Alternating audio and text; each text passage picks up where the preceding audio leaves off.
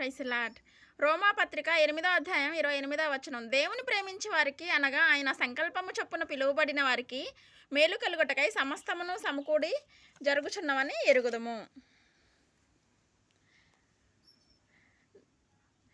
యోసేపుని దేశానికి మంత్రిని చేశాడు దేవుడు. అదే దేశంలో ఎవరైతే పని చేయకపోతే కొట్టి తిట్టి బాధ పెట్టారో వాళ్ళే అతని ముందు గడగడ వణుకుతూ నిలబడ్డారు సహాయం కొరకు. బండ్లు ఓడలవుతాయి, ఓడలు బండ్లు అవుతాయి అనే మాట మర్చిపోకండి. దేవుడు జీవితాలను మార్చగలడు, ఆశ్చర్యకరంగా మార్చగలడు. అతనికి కలిగిన కీడు, శ్రమ, బాధ అతనికి ఆశీర్వాదకరంగా మారింది. అతను వెళ్ళిన మార్గం చాలా క్లిష్టమైన మార్గం, కానీ దేవుణ్ణి విడవకుండా మరువకుండా ప్రార్థిస్తూ నిరీక్షణ కలిగి ఉన్నాడు కదా. ఆ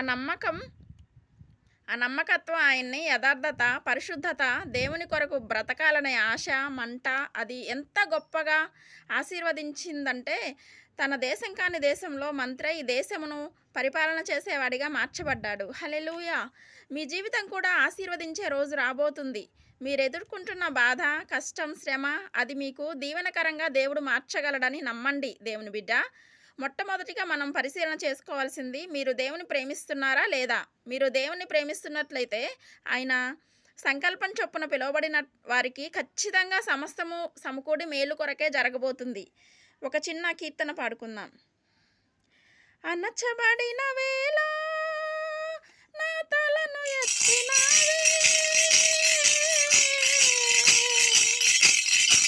అణచబడిన వేళ నా తలను ఎత్తినావే, శిక్షించిన గొప్ప చేసేది నీవే, శిక్షించిన గొప్ప చేసేది నీవే.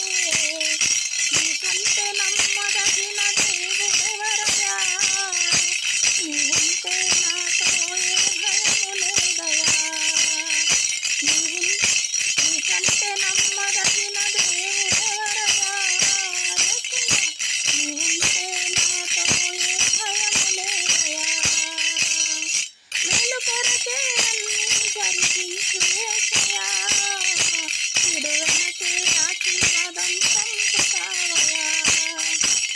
మేలు కొరకే అన్నీ జరిగించు యేసయ్యా, చెడు వెనకే ఆశీర్వాదం పంపుతావయ్యా. నీకంటే నమ్మదగిన దేవుడెవరయ్యా? నీవుంటే నాతో ఏ భయము లేదయ్యా. హల్లెలూయా.